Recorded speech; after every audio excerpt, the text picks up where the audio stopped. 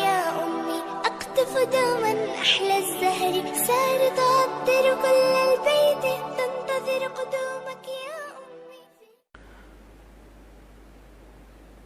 غیر ضروری بالوں کا مرد یا عورت کو کسی کریم سے ریموو کرنا جائز ہے لیکن مرد کے لیے بہتر ہے کہ وہ جو زیر ناف بال ہیں ان کو بلیڈ سے صاف کرے اور خواتین کریم یا کوئی ایسا پاؤڈر وغیرہ استعمال کریں. خواتین کے لیے بلیڈ کا استعمال خلاف سنت ہے. اور یہ جو بغلوں کے بال ہیں ان کو نوچنا سنت ہے. یہ جو بلیڈ سے صاف کرتے ہیں نا یہ اور گھنے پیدا ہو جاتے ہیں. آپ کہیں گے نوچیں کیسے, کھال ادھڑ جائے گی. تو وہ چونکہ بلیڈ سے صاف کر کے اتنے سخت بنا دیے ہوتے ہیں کہ اب نوچنا ممکن نہیں. تو اس کے لیے ویکس وغیرہ لگا کے نا وہ کپڑے سے کھینچیں تو بال جڑ سے اکھڑنا شروع ہو جائیں گے. تو پھر کچھ دنوں میں وہ بالوں کی جڑیں نرم ہو جائیں گی, پھر نوچنا کیا ہوگا, آسان. تو نوچنا بغلوں کے بالوں کا مرد کے لیے بھی عورت کے لیے بھی سنت ہے.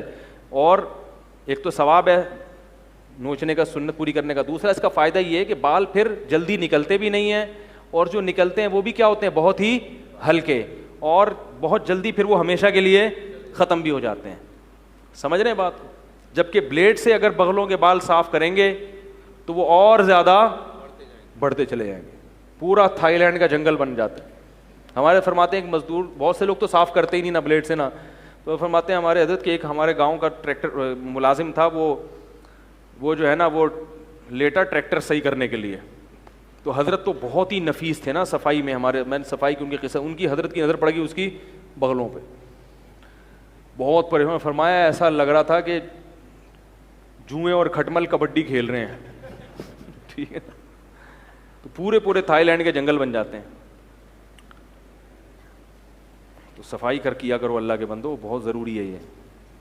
ہمارے والد صاحب کا انتقال ہو چکا ہے جبکہ ہماری دادی حیات ہیں. ہم پر اپنی دادی کی کفالت کی کیا ذمہ داری ہے جبکہ 2 چچا بھی حیات ہیں؟ سب سے پہلے تو چچا پہ ذمہ داری ہے, پوتوں پہ اس کے بعد ہے. لیکن چچا اپنی ذمہ داری پوری نہیں کر رہے تو پوتے کر لیں, دادی ماں کی جگہ ہوتی ہے.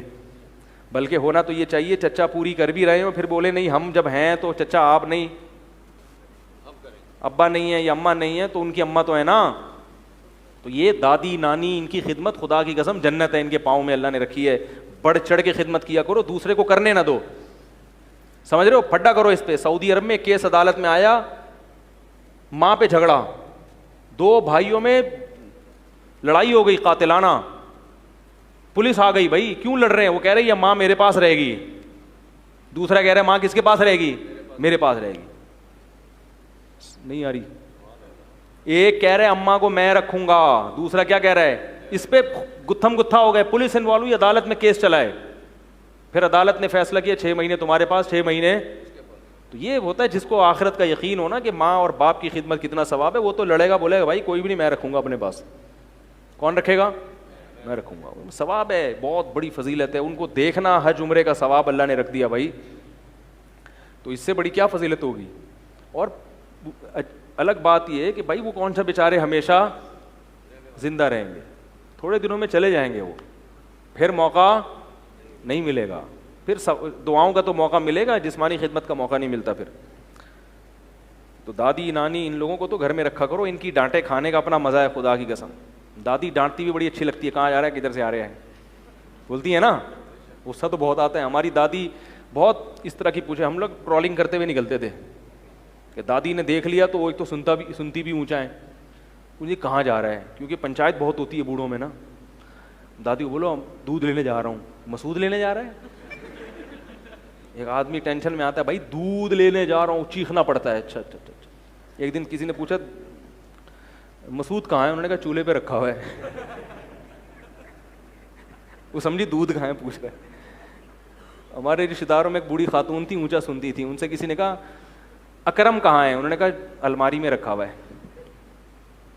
میں نے کہا اکرم پوچھ رہی ہوں بھائی. میں نے کہا اچھا میں سمجھی بکرم کا پوچھ رہی ہوں. ایک دن کسی نے پوچھا کہ نواب صاحب ہیں, ایک ہمارے محلے میں ہوتے تھے, انتقال ہو گیا اللہ مغفرت کرے, ان کی گاڑی جل گئی. تو وہ کہنے لگی ہائے ان کا تو بڑا نورانی چہرہ تھا.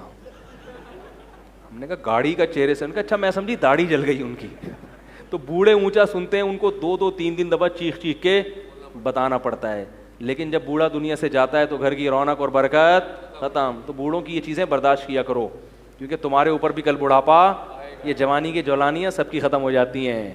کمر سب کی جھک جاتی ہے, دانت مسکرانے کے لیے ادھار لینے پڑتے ہیں دانت کے. بھائی آج جتنے اداکار ہیں نا جو بوڑھے ہو گئے ہیں, یہ باقاعدہ 32 لوگوں سے ادھار لے کے آتے ہیں, یار آج فلاں جگہ خطاب کرنا ہے, تھوڑا سا ایک بتی مل جائے گی, کرائے پہ مل جائے گی. صحیح ہے نا, تو ایسا ہوتا ہے. اللہ اللہ اللہ اللہ اللہ